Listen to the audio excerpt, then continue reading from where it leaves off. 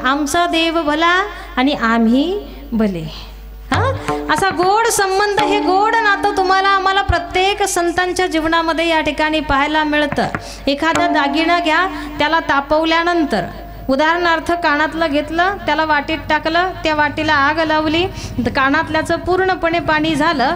आता त्या सोन्याचं जेव्हा पाणी होतं तेव्हा तुम्ही त्याला कानातलं म्हणता की सोन्याचं पाणी म्हणता? काय म्हणता? सोन्याचं। केला नाही प्रयोग कधी? सोन्याचं पाणी म्हणू, दागिना म्हणता येईल का त्याला?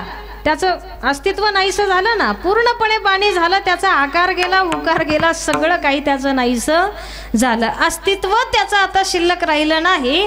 तद्वज्ञायानं सकल साधू संत भक्त सुद्धा त्या भगवंताची भक्ती करत असताना एवढं चिंतन चाललंय, एवढी भक्ती चालली आहे, आता काहीच अस्तित्व आमचं शिल्लक राहिलं नाही, पटत नाहीये। त्यासाठी नाथ बाबांनी आदर्श घ्यावा असं गोड उदाहरण आपल्या समोर या ठिकाणी ठेवलंय। ते उदाहरण जर कुणाचं असेल तर भगवंतासाठी समर्पण किती करावं याचा जर आदर्श तुम्हाला आम्हाला घ्यायचा असेल तर त्या गोकुळातल्या गोपिकांचं चरित्र आम्ही पाहिलं पाहिजे। ताईंच्या मुखातून तुम्ही सुंदर भागवत श्रवण करताय, त्याच्यामध्ये गोपिकांचा प्रसंग निश्चित तुम्हाला ऐकायला या ठिकाणी मिळणार। काय अवस्था आहे त्या गोपिकांची? गोविंदू घ्या कुणी दामोदर घ्या गे, तव तव हासती मथुरेच्या गे, तव तव हासती मथुरेच्या गे, गोविंदू घ्या कुणी दामोदर घ्या। माल विकायला मथुरेच्या बाजारला गवळणी चालल्या गेल्या, पण डोक्यावर माठ आहे, त्या माठामध्ये नेमका काय माल आहे त्याचा आवाजच द्यायचा त्या विसरून जातात। गोविंदू घ्या कुणी दामोदर घ्या गे, दही घ्या, दूध घ्या, तूप घ्या म्हणण्याऐवजी विदेही अवस्था झाल्या कारणानं गोविंदू घ्या कुणी दामोदर घ्या अशा मुखातून शब्द त्या गोपिकांच्या बाहेर पडताय, कारण विदेही अवस्था। गवळणी गोरसा,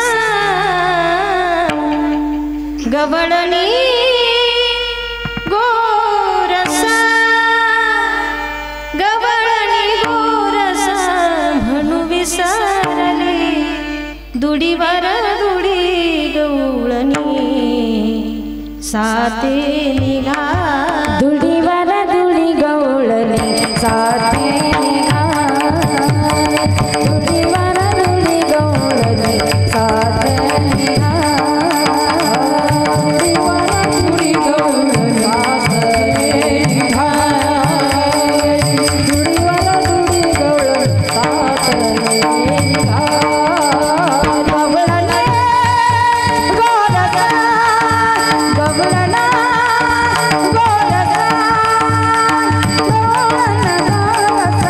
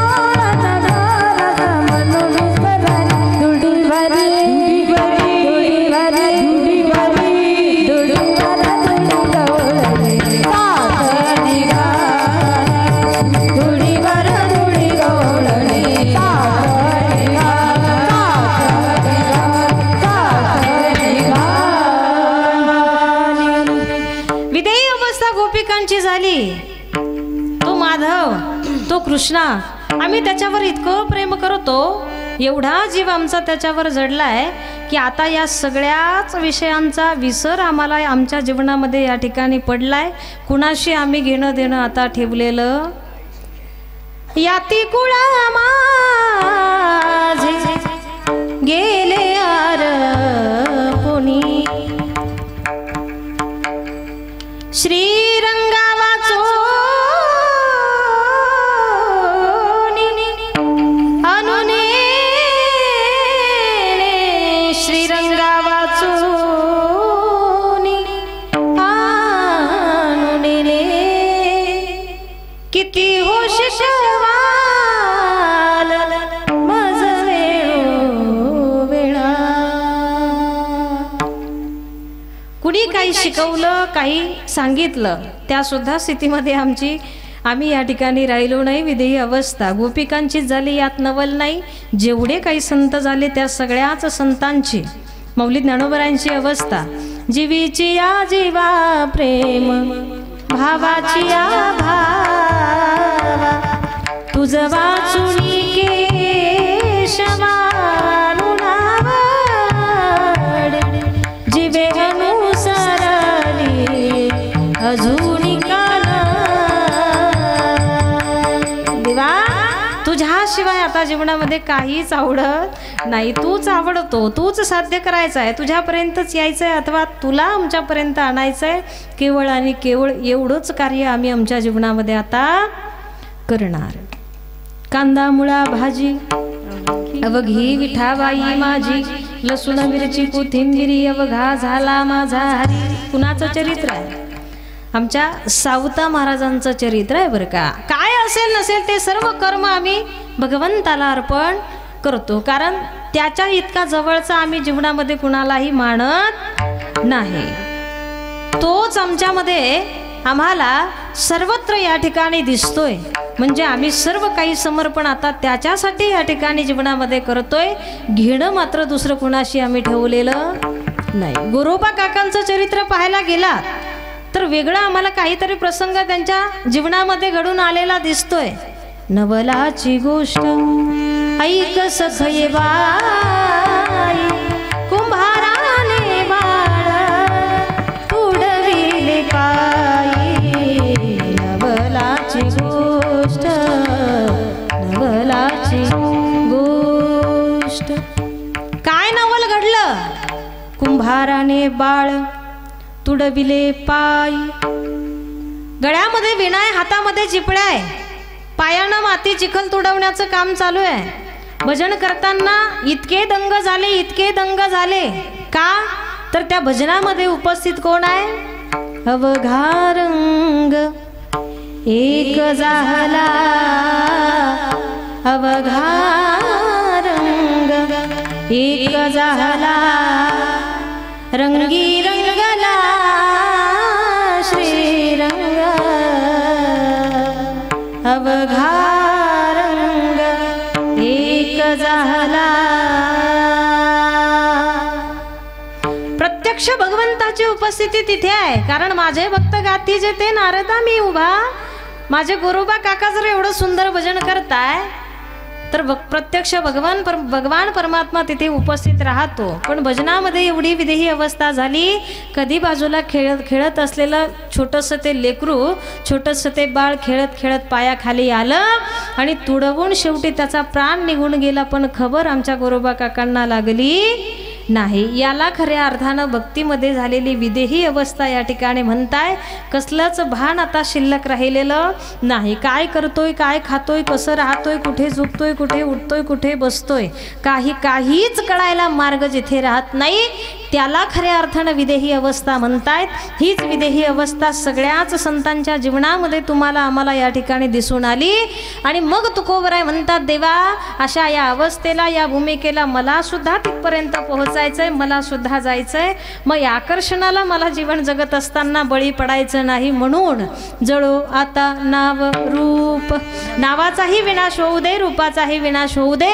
पण साधक मंडळी म्हटले तुकोबराय तुम्ही देवाकडे इच्छा व्यक्त केली, तुमच्या देहाला नावरूप या 2 गोष्टी प्राप्त झाल्या. मग ते प्राप्त होण्याचं कारण काय होतं तुकोबराय?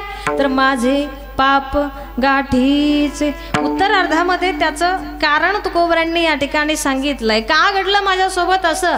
का देवानं या देहाला नावही दिलं, रूपही दिलं? तर निश्चितच कुठेतरी माझं थोडं का होईना पाप शिल्लक राहिलंय. आणि मग तेव्हा भगवंतानं या देहाला नावही दिलं, रूप सुद्धा या ठिकाणी दिलं. मग आता पाप हे कारण तुकोबरांनी का सांगितलं? तर शास्त्रामध्ये चिंतन आलंय की जीवाला जर परत परत जन्म घ्यावा लागत असेल तर त्या जन्म घेण्यासाठी 3 कारणापैकी एक कारण निश्चित त्याच्याकडे उपस्थित या ठिकाणी असतं. मग 3 कारणं कोणती आहेत? तर पहिलं कारण आहे कर्म. वाईट करा चांगलं करा, कर्म भोगण्यासाठी जीवाला जन्माला यावंच लागतं. कारण ते भोगल्याशिवाय त्यातून सुटका होणार नाही. अगा कर्मी जे उरावे ते तीही सुख दुःखे फळावे. आणि तया ते भोगावया देहा एका केले कर्म झाले त्याची भोगा आले. उपजले मेले ऐसे किती. कर्म भोगण्यासाठी जीवाला जन्माला यावंच लागतं. तुम्हाला आम्हालाच यावं लागतं, यात विशेष नाही. कर्मे दशरथे वियोगे मेला, कर्मे श्रीराम वनवासा गेला. देवाला सुद्धा कर्म चुकलेलं नाही. प्रारब्ध कोणास तळेना, प्रारब्ध कोणास तळेना, प्रारब्ध कोणास तळेना, प्रारब्ध कोणास तळेना.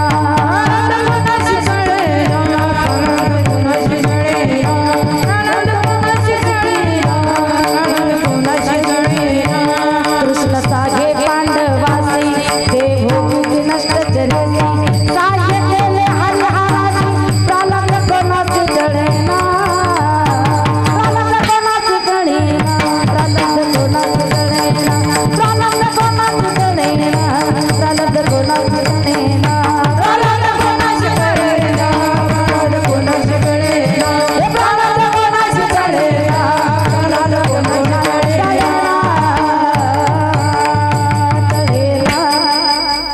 प्रारब्ध कुणासी तळेना. तळेना. हा. कृष्ण साह्य पांडवासी ते भोगीसी नष्ट चेरीसी. साह्य केले हरिहरासी, बर. प्रारब्ध कोणाशी तळेना. वा. ते टळणार नाही, त्याच्यातून सुटका होणार नाही. भोग भोगुनी संपवावा असं एका मोठ्या वक्त्याच्या तोंडून ऐकलेलं गोड वाक्य आहे की तो भोगल्याशिवाय भोगूनच तुम्हाला आम्हाला त्यातून सुटका या ठिकाणी मिळत असते. कर्मे दशरथे वियोगे मेला, कर्मे श्रीराम वनवासा गेला.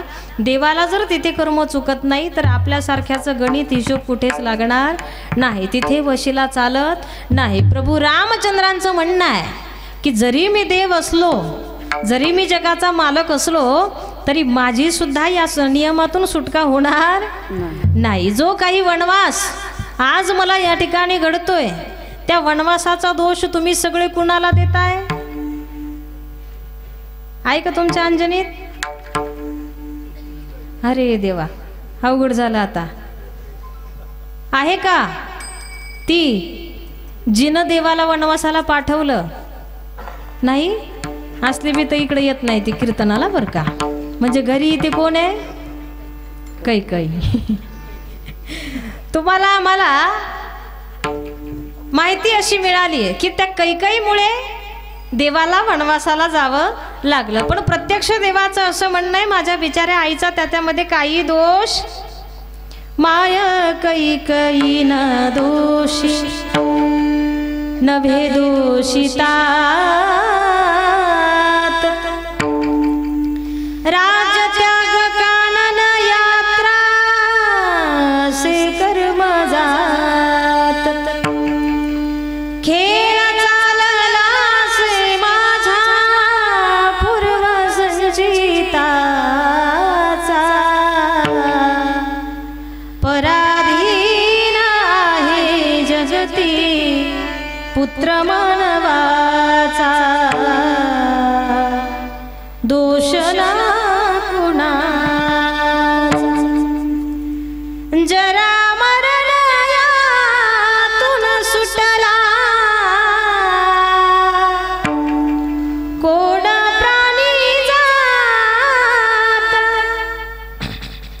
जरा मरलयातून सुटला कोण प्राणी जात दुःख मुक्त जगला कारे कुणी जीवनात काय शोक करीसी वेड्या स्वप्नीच्या फळाचा पराधीन आहे जगती पुत्र मानवाचा दोष ना कुणाचा दैव जात दुःखे भरता दोष ना कुणाचा पराधीन आहे जगती पुत्र मानवाचा दोष ना कुणाचा. दोष द्यायची सवय तुम्हाला आम्हाला, पण इतरांना दोष देऊ नका. महिला वर्ग तुम्हाला आम्हाला म्हणायची सवय, कधी काळी जीवनामध्ये दुःखाचा प्रसंग आला की सरळ तुम्ही आम्ही कुणाकडे जातोय, बाई देऊ काय खऱ्याचा म्हणतो की नाही, सहजच म्हणतो बरं का. हा बाई देव काय खऱ्याचा नाही, इकडं पण आहे ती म्हण. हा पण देवाचा इतरांना, देवालाच काय इतर कुण्याही माणसाला सुद्धा दोष देण्याची चुकी करू नका. आपल्या जीवनात जर काही वाईट घडत असेल तर ते आपल्याच पराक्रम आहेत असं समजून ते भोगण्यासाठी सामोरं तुम्ही आम्ही गेलं पाहिजे. देवाला नाही घाबरलात तरी चालेल, पण कर्म करत असताना सावध राहिलं पाहिजे. कारण एक वेळ देव माफ करतो पण कर्म कधीही माफ करणार नाही, त्याच्यातून भोगल्याशिवाय सुटका होणार नाही. हे कर्म भोगण्यासाठी जीवाला परत जन्माला यावं लागतं, पहिलं कारण शास्त्रामध्ये आहे. दुसरं कारण जन्म घेणे लागे वासनेच्या संगीतेची झाला अंगे हरी रूप. आणि तिसरं कारण सांगितलंय की जन्मा येणे घडे पातकाचे मूळ संचिताचे फळ आपुलिया.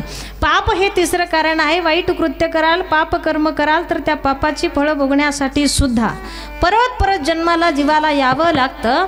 आणि मग तुकोबराय म्हणतात, जो काही या देहाला मी जन्माला आलो, शिवाय नावही प्राप्त झालं, रूपही प्राप्त झालं, तर त्याचं कारण काय आहे, माझे पाप गाठीचे काहीतरी निश्चित पाप शिल्लक राहिलं, म्हणून हा प्रकार माझ्यासोबत देवानं या ठिकाणी घडवला. मग ठीक आहे तुकोबराय, असं जर तुमचं म्हणणं असेल तर या देहाचं जर अजूनही शिल्लक पाप तुमच्याकडे आहे असं तुमचं म्हणणं आहे, तर या देहाचं पाप तुम्हाला फेडण्यासाठी तुम्ही नेमकं आता जीवनामध्ये नेमकं करणार तरी काय. तर असा जेव्हा प्रश्न विचारला तेव्हा त्या प्रश्नाचं उत्तर अभंगाच्या दुसऱ्या चरणामध्ये संताची आचरण रजे, संताची आचरण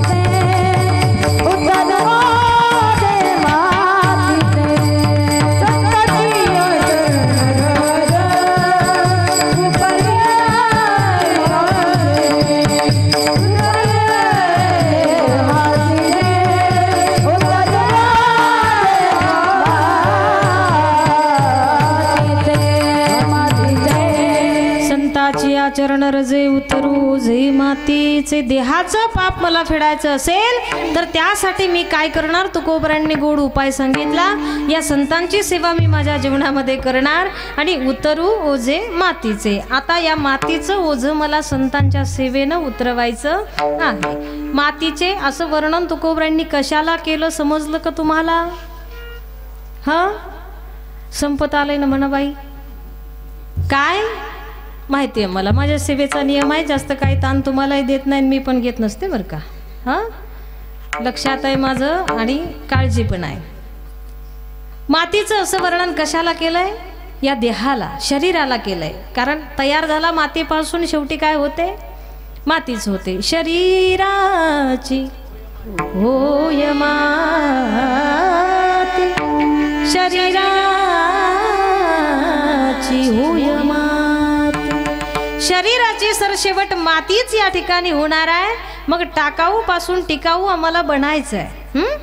जायचंय. काळ्या दगडावरची रेष आहे. येथ नाही उरो आले अवतार, ये ते पामर जीव किती. जो जो जन्माला आला त्याला एक ना एक दिवस जावं लागतंय. तद्वज्ञायानं आम्हालाही जायचंय, यामध्ये शंका नाही. पण विशेष मात्र काहीतरी करून जायचंय. काय करायचंय? उत्तमची उरे कीर्ती मागे. कीर्ती रूपानं मात्र आम्हाला या समाजामध्ये शिल्लक या ठिकाणी राहायचंय. मग त्यासाठी आम्ही काय करणार? संतांची सेवा आमच्या जीवनामध्ये करणार. संतांची करा अथवा देवाची करा, दोन्ही ते एकच आहे. निमित्त त्या प्रतिमा. देवते संत, देवते संत. देवाची शरणागती केली काय, संतांची केली काय, फारशी भिन्नता नाही, फारसा फरक नाही. मग तुकोबराय म्हणतात, अशा या अधिकार संपन्न संतांची सेवा मी माझ्या जीवनामध्ये करणार. संतांची संगती मी माझ्या जीवनामध्ये या ठिकाणी करणार. कारण देवापेक्षा सुद्धा संत हे जीवनामध्ये अतिशय महत्वाचे आहे. का महत्वाचे आहे? तुकोबरायांनीच एका ठिकाणी केलेलं वर्णन आहे. एकदा का संतांची कृपा आपल्यावर झाली ना, मग देवाची कृपा होईलच की नाही याची काळजी करण्याची गरज नाही. कारण तो संतांची जर कृपा आमच्यावर झाली तर जगाचा मालक तो भगवान परमात्मा सुद्धा आम्हाला डावलू शकत. मग मज हरी उपेक्षिना, मग मज हरी उपेक्षिना, मग मग हरी उपेक्षिना, मग मग हरी. कामने तुम्ही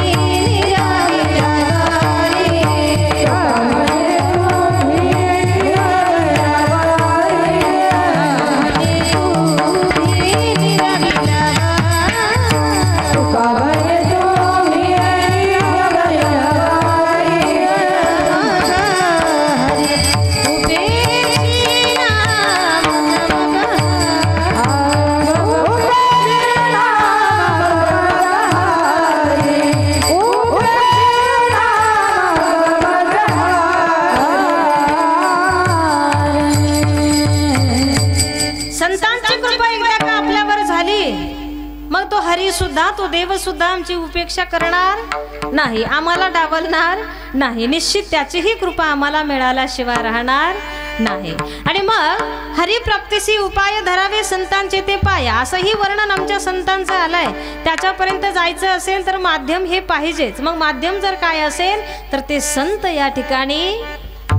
श्याम तुझे मिलने का सत्संग ही बहाना है,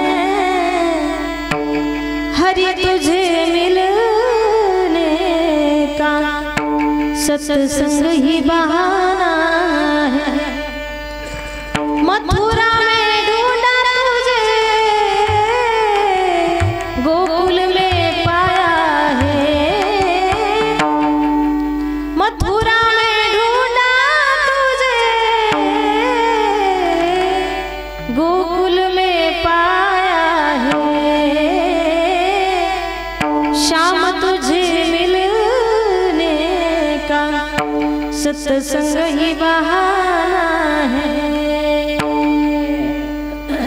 परमार्थ करण्यासाठी जे गुणधर्म महत्वाचे आहे, ते गुणधर्म, ते गुण तुम्हाला आम्हाला तेव्हाच प्राप्त होतील जेव्हा संतांची संगत आपल्याला आपल्या जीवनामध्ये. बिनु सत्संग विवेक ना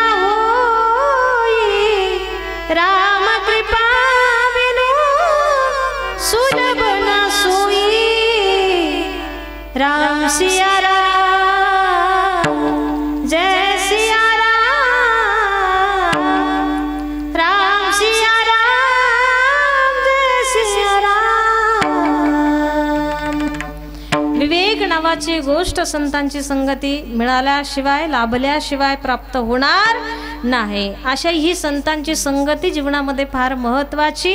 आता संतांचं जेवढं संत साहित्यामध्ये महत्त्व सांगितलं जातं तेवढंच महत्त्व संतांच्या पायाच्या धुळीला सुद्धा या ठिकाणी आहे. संतांच्या पायाची धूळ सुद्धा सामान्य नाही. किती महत्त्व आहे तर देव इच्छी रज चरणीची माती धावत चालती मागे मागे. जगाच्या मालकानं सुद्धा या संतांच्या पायाच्या धुळीची अपेक्षा करावी. कारण काय? तुका म्हणे निवेतनू रजकणू लागता.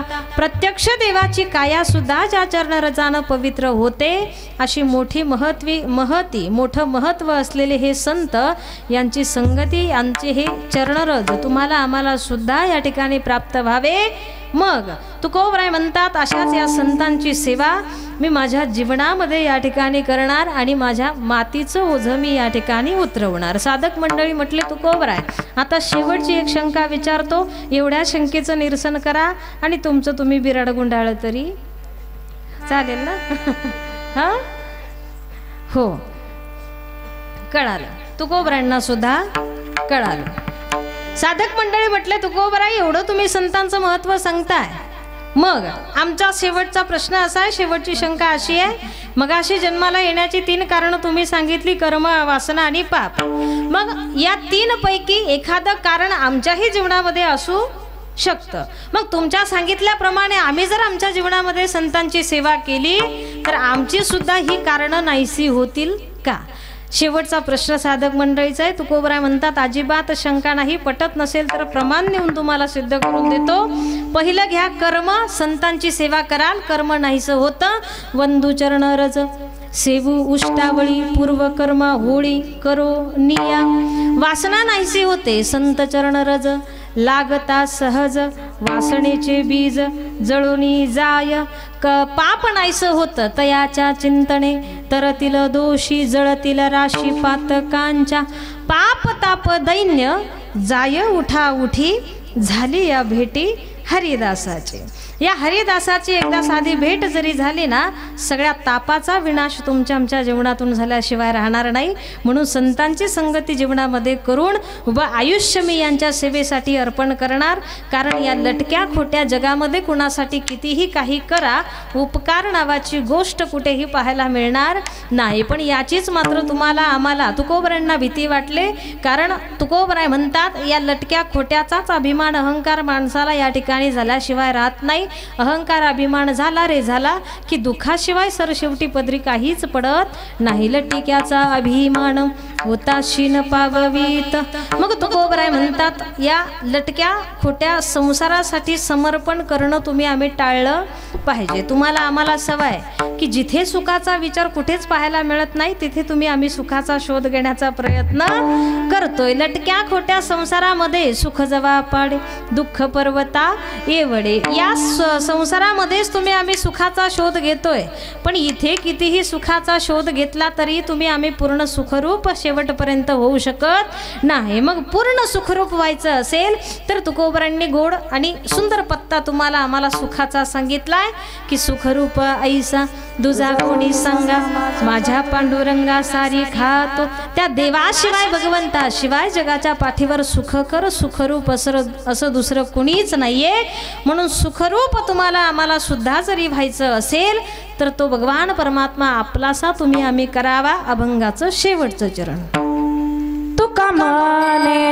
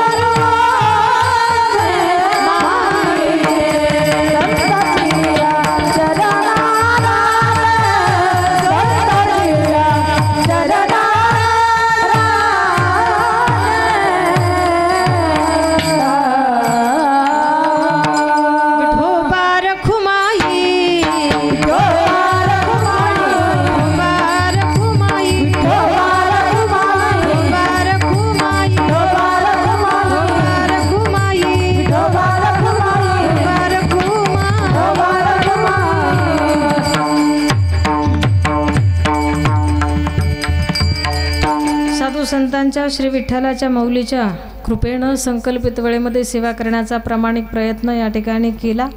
जरा माझ्या घशाची तब्येत बरी नसताना तुमच्या सिस्टीममुळे थोडंसं सोपं गेलं बरं का भाऊ। गोड आवाज तुम्ही ऑपरेटिंग दिला तुमचे मनस्वी आभार या ठिकाणी व्यक्त करते। सात संगत सुद्धा सुंदर आमच्या महिला वर्गानं या ठिकाणी केली आहे।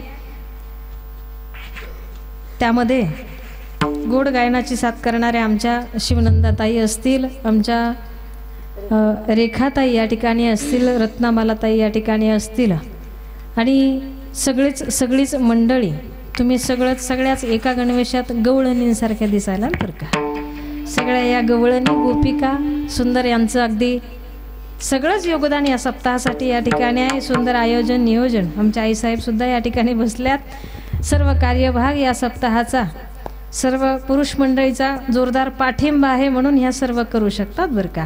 तुम्हाला काय आम्ही कमी लेखत नाही, तुमचं आहे ते स्थान तिथेच आहे, तुमच्या स्थानाला काही धक्का लागलेला नाहीये। असो अगदी सर्वांनी सुंदर असं नियोजन आयोजन या ठिकाणी केलंय। सुंदर सिस्टीम आहे। आमच्या आदरणीय गजानन दादानं सुंदर गोड मृदंगाची साथही केली। त्याचप्रमाणे आत्ता सुंदर शेवटच्या चालीला आमच्या गौरव दादांनी सुद्धा त्यांचा गोड हात आहे हे मला त्यांनी ऐकवलं। दादांचे त्याबद्दलही मनस्वी आभार या ठिकाणी व्यक्त करते। गोड हात आहे बरं का खरंच। आणि त्याच पद्धतीनं ओरिजिनल तुळशीच्या माळी योग्य दरामध्ये माऊली संत साहित्य भंडार आमचे गौरव दादा महाराज गवळी या ठिकाणी असतील, यांच्याकडे तुम्हाला या ठिकाणी प्राप्त होतील। आवडे देवासी तो ऐका प्रकार। काय प्रकार आवडतो? तुळशी माळ गळा गोपीचंदन टिळा। गळ्यामध्ये पवित्र तुळशीची माळ नसेल तर तुम्हाला प्रवेश नाही आहे बरं का, प्रवेश बंदी आहे। मग प्रवेश जर मिळावा असं वाटत असेल तर ते लायसन आमच्या दादांकडे या ठिकाणी मिळतं। पवित्र तुळशीची माळ आमच्या दादांकडून घेऊन जा आणि परिधान या ठिकाणी करा। सुंदर आयोजन नियोजन आहे। आता बघा आम्हाला एवढ्या सगळ्याच महाराज मंडळी असतील, या 7-7 दिवस थांबणाऱ्या गुणीजन वर्ग या ठिकाणी असेल, महिला वर्गाचं नियोजन आहे म्हटल्यास त्यांना म्हणजे घरातलीही कामं असतात, प्लस हा सगळा कार्यभार सांभाळायचा म्हटल्यानंतर त्यासाठी त्यांना तेवढा वेळ द्यावा लागतो। तुमचं म्हणणं आलंय म्हणून घेते बरं का वाढवा, नाही तर मी वेळेच्या बाहेर कधीच जात नाही। हां काय सर्व कार्यभार त्यांना या ठिकाणी सांभाळायचा आहे। मग त्यांना जास्त त्रास होऊ नये असं तुम्हाला वाटतं की नाही? वाटतं ना? हां मग त्यांनी काही मागण्याच्या आधी तुम्ही आम्ही जर स्वतःहून त्यांच्याकडे तर ते नेऊन दिलं तर अगदी त्यांना आनंद या ठिकाणी आहे, तो आनंद तर होईलच यामध्ये शंका नाही। पण हा कार्यक्रम करण्याचा त्यांचा उत्साह, ते प्रोत्साहन तुम्हाला तुमच्याकडूनच या ठिकाणी त्यांना द्यायचं आहे। म्हणून जे काही तुम्हाला आम्हाला या सप्ताहासाठी दान करायचं आहे, द्यायचं आहे, वर्गणी द्यायची असेल, काय असेल नसेल ती सेवा या सप्ताहासाठी करायची असेल ती मोकळ्या मनानं आणि कुणी म्हणण्याच्या आतमध्ये जर तुम्ही आम्ही जर या ठिकाणी केली तर नक्कीच तुमचा हा सप्ताह जोपर्यंत चंद्र सूर्य आहेत तोपर्यंत चालल्याशिवाय राहणार नाही। 2 वर्ष झाली येवलेसे रोप लावी येले द्वारी, पण याचा वेलू तुम्हाला आम्हाला गगनावर न्यायचा असेल तर हे वर्म तुम्ही आम्ही पाळलं पाहिजे, हे नियम तुम्ही आम्ही या ठिकाणी पाळले पाहिजे. आपलंच महिला वर्ग आहे, त्यांना जास्त त्रास होऊ नये. अगो बाई ते हां बरं बरं थांबा, एक मिनिट द्या आधी. असो, तुमची सर्वांची सहकार्याची साथीची गरज आमच्या महिला मंडळीला या ठिकाणी आहे. सर्वांच्या चरणावर एकच विनंती आहे की त्यांना अगदी मोकळ्या मनानं सहकार्य या सप्ताहासाठी या ठिकाणी करा. जास्त वेळ मी तुमचा घेणार नाही. झालेली सेवा हनुमंतरायांच्या चरणी समर्पित या ठिकाणी करते.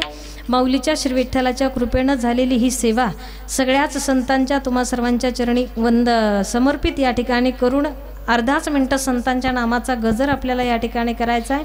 ते भजन करण्यासाठी देवानं आपल्याला 2 हात दिलेत असं ज्यांना ज्यांना वाटतं त्यांनी ते दिलेले हात मोठ्या प्रेमानं वर करायचे आणि माझ्यासोबत गोड भजन देवाचं म्हणायचं. आहेत का हात? असेल तर करावं, नसेल तर राहू द्या. ज्यांना असून केले नाही त्याला सकाळपर्यंत काय होईल मी आता सांगत. ज्ञानदेव